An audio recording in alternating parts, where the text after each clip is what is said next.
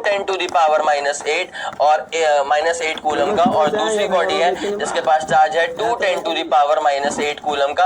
अब इनको एक रस्सी से जोड़ के रखा हुआ था और ऑब्वियसली ये एक स्मूथ हॉरिजॉन्टल टेबल के ऊपर लाई कर रहे थे, ठीक है।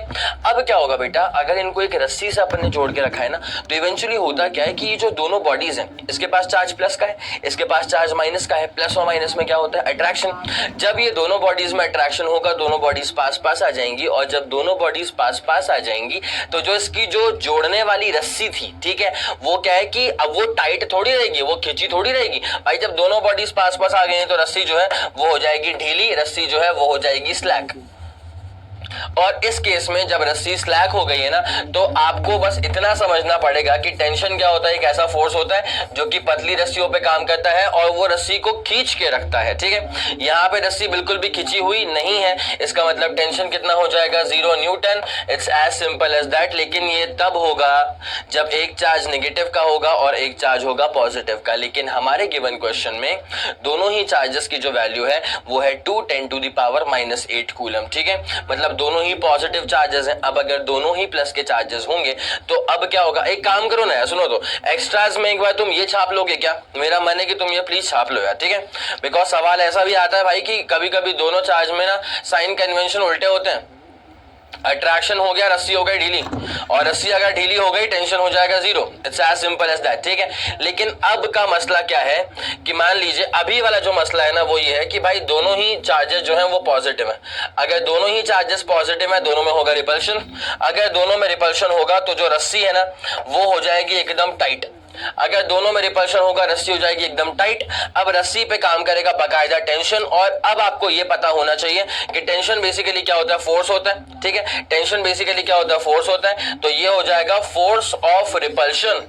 पूरी क्लास को चैलेंज है, मगरमच्छ को इंग्लिश में क्या बोलते हैं? जो सबसे पहले बताएगा उसे ये चॉकलेट। क्रोकोडाइल। अच्छा चलो रैपिड फायर। बिल्ली, कैट, कुत्ता, डॉग, बंदर, मंकी, लोमड़ी, फॉक्स, गेंडा, राइनोसोरस, चील, ईगल, सांप, स्नेक, चूहा, माउस, और अगर बहुत सारे हों तो माइस, उल्लू। आउल। अच्छा डॉल्फिन को हिंदी में क्या बोलते हैं? मैम डॉल्फिन को हिंदी में भी डॉल्फिन ही बोलते हैं। 12 सवाल और 12 के 12 सही। माउस का प्लूरल भी बता दिया। बेटा ये कौन सिखाता है, ट्यूशन? नहीं मैम, इंग्लिश सीखो ऐप से सीखा। ऐप से एनिमल्स के नाम आ गए। मैम इंग्लिश सीखो ऐप पे वोकैबुलरी का सेक्शन है। एनिमल्स का एक शो है, हर जानवर की वीडियोस दिखाते हैं। जंगल में कैसे रहता है, क्या खाता है, इंग्लिश में क्या बोलते हैं, सब 2 से 3 मिनट में, रट्टा नहीं देख के सीखा। पर कैमेलियन की स्पेलिंग भी याद है, ये कैसे? मैम क्योंकि ऐप में स्पेलिंग चैलेंज होता है। वर्ड दिखता है फिर गायब हो जाता है, फिर लिखना होता है। गेम जैसा है, किताब में एक बार पढ़ो भूल जाओ, ऐप में खेल खेल में याद हो जाता है। और सिर्फ एनिमल्स ही है उसमें? नहीं मैम, स्पोकन इंग्लिश भी है, डेली लाइफ इंग्लिश भी, ग्रामर भी, और एआई कोच है 24 घंटे अवेलेबल। उससे चैट करके प्रैक्टिस करो, गलत लिखो सुधार देगी, 100 बार सुधार देगी, 1 रुपए में ट्रायल। चलो अच्छा बच्चों, हाथी को इंग्लिश में क्या बोलते हैं? Elephant, ELEPHANT। देखा, पूरी क्लास चुप, ये अकेला बोल रहा है। इंग्लिश सीखो ऐप डाउनलोड करिए, 1 रुपए में ट्रायल। अपने बच्चे की इंग्लिश ऐसी बनाइए। मैम एक और बताऊं, उल्लू को इंग्लिश में आउल बोलते हैं, लेकिन हिंदी में उल्लू का मतलब बेवकूफ भी होता है। तो टेक्निकल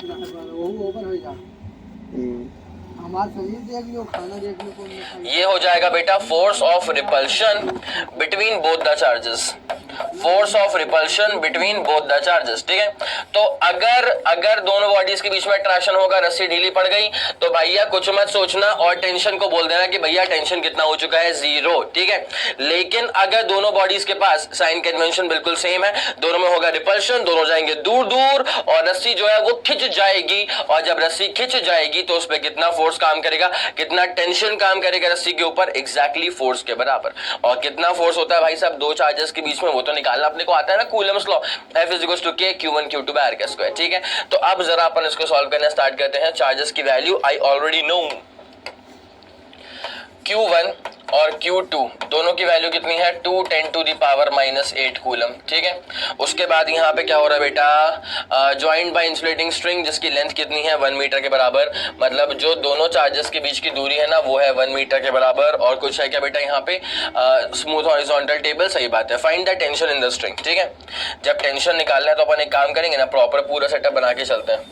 पहली वाली बॉडी, दूसरी वाली बॉडी और kept on a smooth horizontal table, kept on a smooth horizontal table। ठीक है, अब जरा अपन गौर करेंगे टेंशन कितना हो जाएगा फोर्स के बराबर। ये बात तो अपन जानते ही है ना कि टेंशन कितना हो जाएगा फोर्स के बराबर, और दो चार्जेस के बीच में फोर्स निकालने का फॉर्मूला क्या होता है, F = K Q1 Q2 by R²। ठीक है, तो लिख दे अपन इसको जरा, F = K, दोनों ही चार्जेस के मॉड्यूलस का प्रोडक्ट, और अपॉन नीचे आ जाएगा R²। K का मतलब क्या होता है, 9 10 to the power 9। उसके बाद Q1 इंटू Q2 करेंगे। ठीक है, तो 2 10 to the power -8 into 2 10 to the power -8, 2 2 से कितना हो जाएगा 4, और 10 to the power -8 10 to the power -8 मतलब 10 की पावर -16। तो K Q1 Q2 हो चुका है, अपॉन नीचे आएगा R²। और रस्सी की जो लेंथ है ना बेसिकली वो तो 1 मीटर के बराबर है। भाई अगर रस्सी 1 मीटर के बराबर है तो फिर दोनों चार्जेस के बीच की दूरी भी क्या हो जाएगी, 1 मीटर के बराबर ही हो जाएगी। रस्सी अगर 1 मीटर के बराबर है तो दोनों चार्जेस की दूरी क्या हो जाएगी, 1 मीटर के बराबर हो जाएगी, मतलब 1 का स्क्वायर कर देंगे। ठीक है, अब यहां से F क्या हो जाएगा भाई, 9 4 करेंगे 36 तक की कहानी पहुंच जाएगी, और 10 to the power -16 प्लस का 9 करेंगे तो -7 तक की कहानी पहुंच जाएगी। तो अपने पास जो आंसर आ जाएगा ना वो कितना आ जाएगा, 36 10 to the power -7। कभी कभी ना आपको ये आंसर ऐसे भी देखने को मिलता है कि भाई एक पॉइंट ना पीछे की तरफ ले आते हैं, जैसे एक पॉइंट पीछे की तरफ लाएंगे इसमें +1 हो जाएगा, तो 3.6 10 to the power -6 newton. It's as simple as that. ये रहने वाला है आपके पास डिटेल्ड सोल्यूशन। सवाल का स्क्रीनशॉट अगर नहीं लिया था तो बेटा आप सवाल का स्क्रीनशॉट ले लो। किसने रोका है बेटा, किसने रोका है, सवाल का स्क्रीनशॉट ले लो। 3 2 1 रेडी गो डन। और अब आपको चाहिए पड़ेगा इसका पूरा डिटेल्ड सोल्यूशन। तो ये रहा हमारे पास डिटेल्ड सोल्यूशन। जल्दी इस सोल्यूशन का भी स्क्रीनशॉट लेंगे। 3 2 1 रेडी गो डन। ओके, बहुत बढ़िया। चले बेटा, पक्का पूरा फंडा समझ में आ गया।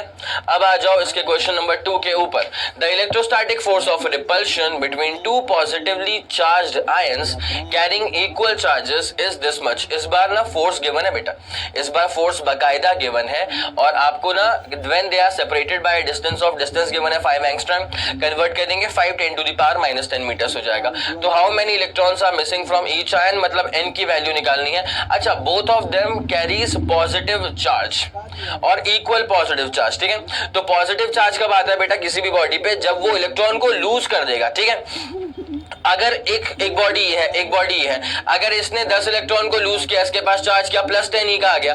अगर इसने भी 10 ही इलेक्ट्रॉन को लूज करा तभी जाकर के इसके पास भी चार्ज +10 ही का ही आएगा।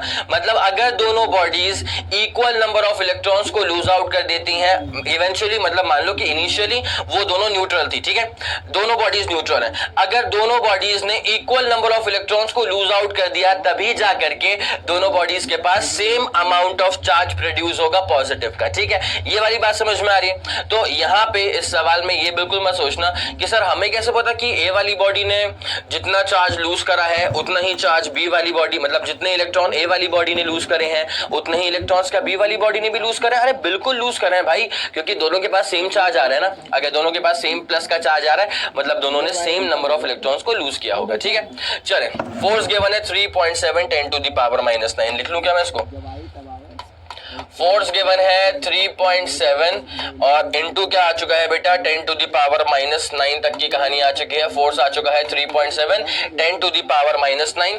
उसके बाद दोनों के पास सेम चार्जेस थे, तो मतलब ये हो गया कि Q1 = Q2 = Q।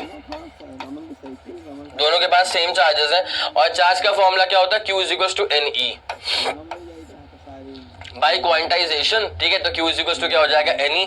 उसके बाद यहाँ पे क्या है, when they are separated by 5 angstrom, इसका मतलब दोनों चार्जेस की जो दूरी है ना वो 5 एंगस्ट्रॉम है। इसका मतलब ये 5 इंटू क्या हो जाएगा 10 to the power -10 का metre. It's as simple as that. अब आपको निकालने से क्या निकालना है, आपको नंबर ऑफ मिसिंग इलेक्ट्रॉन्स निकालने। करेक्ट, जी हाँ, आपको निकालने हैं how many electrons are missing from each ion. भाई तुम लोगों ने सवाल तो देख लिया होगा, सॉल्व करना भी स्टार्ट कर दिया होगा। कौन सा फॉर्मूला अप्लाई करेंगे, अरे एक ही फॉर्मूला तो है, कूलम्स लॉ वाला फॉर्मूला। ठीक है, तो वो अप्लाई करते हैं और चलते हैं, शुरू करते हैं। अकॉर्डिंग टू कूलम्स लॉ अगर आप जेई नीट की तैयारी करने वाले हैं और किसी भी क्लास से बिलोंग करते हैं तो ये वाला वीडियो बहुत काम का होने वाला है, क्योंकि जब भी हम तैयारी करते हैं तो scholarship plays a very very important role. पर स्कॉलरशिप किसके बेसिस पर मिलती है? वो मिलती है टेस्ट के बेसिस पे। क्या टेस्ट देने के लिए मुझे किसी दूसरे शहर या किसी सेंटर पे जाना पड़ेगा? बिल्कुल नहीं, आपको घर बैठे टेस्ट आप दे सकते हैं, online Motion open scholarship test. बल्कि मैं तो उन बच्चों को भी कहूंगा जो कोटा आकर नहीं पढ़ सकते या दूसरे शहर में जाके नहीं पढ़ सकते मोशन के सेंटर पर फिर भी उन्हें टेस्ट देना चाहिए, ताकि उन्हें अपनी परफॉर्मेंस का पता पड़ सके और कम से कम एक अच्छा टेस्ट देने का मौका मिल सके, क्योंकि टेस्ट बिल्कुल फ्री है। तो फिर देरी किस बात की, नीचे दिए गए लिंक पर क्लिक करिए और तुरंत से रजिस्टर करिए इस free Motion open scholarship test के लिए।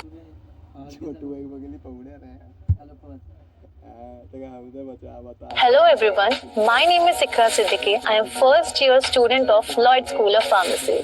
Lloyd School of Pharmacy has been nothing less than what I had hoped for.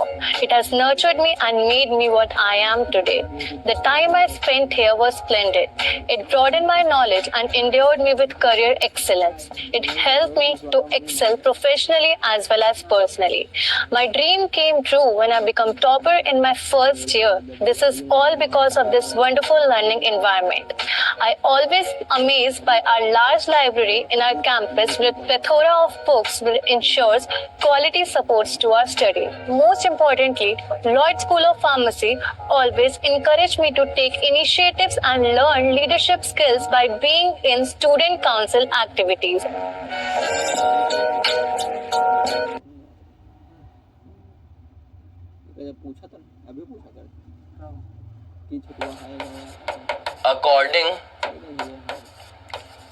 According to Coulomb's law, Coulomb's law के अनुसार अगर देखा जाए F इज इक्वल टू क्या होता है K Q1 Q2 अपॉन नीचे क्या होता है बेटा R का स्क्वायर। कोई दिक्कत वाली बात नहीं है। तो F इज इक्वल टू क्या हो जाएगा K भाई Q1 मतलब Q और Q2 मतलब Q अपॉन नीचे क्या हो जाएगा R का स्क्वायर। तो यहाँ से Q का स्क्वायर जो है, यहाँ से Q का स्क्वायर जो है ये हो जाएगा FR स्क्वायर अपॉन K। बेहतरीन जा रहा हूं, कोई दिक्कत वाली बात नहीं है, ठीक है। F is equal to K Q1 Q2 by R का स्क्वायर, तो Q का स्क्वायर क्या हो जाएगा FR square upon K FR square upon K, ठीक है। अब जरा ना यहाँ पे इसको सॉल्व आउट करना स्टार्ट करते हैं। अब जरा इसको यहाँ पे सॉल्व आउट करना स्टार्ट करते हैं। तो नाउ भाई सुनते हुए चलना, Q का स्क्वायर इज इक्वल्स टू, अब यहाँ पे F कितना है अपने पास, F जरा चेक कर लो बेटा। F गिवन था अपने पास 3.7 10 टू द पावर -9, ठीक है। F गिवन था 3.7 10 to the power -9। F into क्या करना है बेटा, R का स्क्वायर करना है, इंटू करना है R का स्क्वायर। तो R तेरे पास गिवन है 5 10 टू द पावर -10। जब इसका मैं स्क्वायर करूंगा तो 5 का स्क्वायर बोले तो 25 तक कहानी पहुंच गई। 10 टू द पावर -10 का स्क्वायर करूंगा 10 टू द पावर -20 तक कहानी पहुंच जाएगी। तो एफ आर का स्क्वायर अपॉन नीचे क्या आ जाएगा बेटा K आ जाएगा। और K क्या होता है, K मतलब वही 9 10 to the power +9, 9 10 to the power +9। It's as simple as that, ठीक है भाई। जब आप इसको पूरा फर्दर सॉल्विंग करेंगे ना, आपका अप्रोक्सीमेटली आंसर आएगा 10.28 10 टू द पावर -38। अप्रोक्सीमेटली जो आपका आंसर आएगा वो आएगा 10.28 10 टू द पावर -38, ठीक है। अब आपको तो Q निकालने से मतलब था, तो Q क्या आ जाएगा तुम्हारे पास, Q आ जाएगा under root of 10.28 into 10 to the power -38। और जैसे आपने इसका पूरा स्क्वायर रूट लिया, 10.28 का जो स्क्वायर रूट होता है बेटा वो होता है 3.2 अप्रोक्सीमेटली। और 10 टू द पावर -38 का स्क्वायर रूट लेने का मतलब क्या है कि उसकी पावर को 1/2 से मल्टीप्लाई कर दीजिएगा। जैसे 1/2 से मल्टीप्लाई करेंगे 10 की पावर -19 तक पहुंच जाएगी कहानी। ये अपने पास आ चुका है चार्ज, ये अपने पास क्या आ चुका है बेटा, ये अपने पास आ चुका है चार्ज। अब आपको निकालना था, क्या निकालना था, find the number of electrons missing from each ion. एक आयन में से कितने इलेक्ट्रॉन्स मिसिंग है। अरे भाई साहब, अगर इसके पास चार्ज आ चुका है प्लस का Q, इसका मतलब now this is not just an atom, this is an ion बन चुका है, ठीक है। तो आपको निकालना है एक आयन में से क्या चार्ज मिसिंग है। Q अपने पास आ चुका है, आपको N निकालना है। तो अपन एक काम करेंगे, फ्रॉम क्वांटाइजेशन ऑफ चार्ज, यहाँ पे अपन निकाल देंगे पूरी कहानी फ्रॉम क्वांटाइजेशन ऑफ चार्ज। हमें एक बात तो पता है कि since Q is equals to N होता है, फ्रॉम क्वांटाइजेशन ऑफ चार्ज हमें एक बात तो पता है कि since Q is equals to NE होता है, तो वहां से N क्या हो जाएगा, N हो जाएगा Q ओवर E। n क्या हो जाएगा बेटा, n हो जाएगा q ओवर e, और चार्ज कितना अपने पास 3.2, 10 टू द पावर माइनस 19, और E क्या है अपने पास, E है 1.6, 10 टू द पावर माइनस 19। भाई काटा पीटी मचाओ तो अपना आंसर कितना आ जाएगा 2। इसका मतलब 2 electrons are missing from each ion. इसका मतलब क्या है कि 2 इलेक्ट्रॉन्स मिस आउट हो चुके हैं from each ion. It's as simple as that. ये रहा आपके पास पूरा डिटेल्ड सोल्यूशन। मैं ऑब्वियसली यहाँ पे सेपरेशन डाल देता हूँ ताकि आप तरीके से चीजों को नोट कर पाए यार, है ना। अदरवाइज तुम बोलो कि सर ये क्या लिखा था आपने, कहाँ पे कहाँ से कहाँ लिख गए आप। तो बेटा ये आपके पास सेपरेशन हो चुका है। पहले जरा आप ये नोट करिएगा, उसके बाद फिर आप वो नोट करिएगा, आपका आंसर आ जाएगा। कितना